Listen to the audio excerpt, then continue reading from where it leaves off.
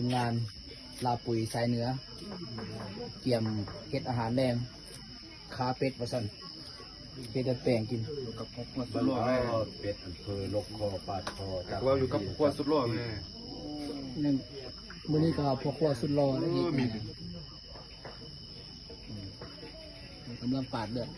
เอาเลือดก่อน ปีกหักเลยกบมากินเลือดแป้งกันเด้อพี่น้องเด้อให้คนจับได้ไหมได้น้อยนะตอมเดือดโอ้ได้น้อยฝั่งนี้พยานห้ามฆ่าเป็ดว่าซั่นห้ามบ่ได้เลยแซ่บแซ่บกันเด้อพี่น้องเด้อมื้อนี้เด้อตอนบ่มตาแดงเลี้ยวบ่มนอนกับตู้หนึ่งเพื่อกินเลย โอ้ยงามๆสดๆ จัดนักมื้อนี้เนาะพวกครัว ก็จบสิเบียร์ หัวท่าบีว่าซั่น สิดาโยให้สิดานี่ว่าออกเงินกันซื้อเบียร์3 ลังว่าซั่นเอาปานนั้นมาจัดใหญ่เลยนะบ่เคยทีมงานนี่บ่เคยจัดน้อยจัดใหญ่เลย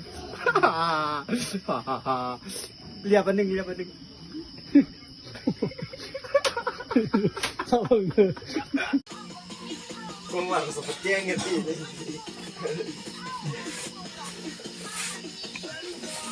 ดูเตียงไทยนี่ได้ไหมจากใหญ่ของบ้องมันสุกแค่พ่อใหญ่แอ็กนี่คือพ่อใหญ่เอาแอ็กคิว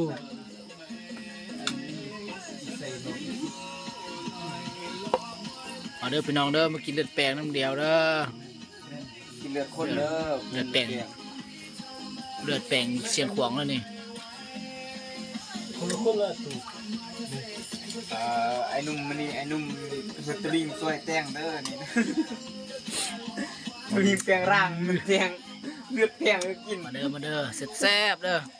เนาะเอ้ยจับมึงเดี๋ยวคุยหนักมันนักตอนเดียวจับมึงเดี๋ยวติดตามขั้นตอนต่อไปอีกผักซองแม่ก่อนจะเบิ่งต้นกล้ามบ่เบิ่งต้นกล้ามมันเป็นจะไดเนาะเด้กล้ามอันนี้ในยังทำกล้ามตบโอ้ยคุณเบยอย่าลุ้นเลยหัวห้าบ่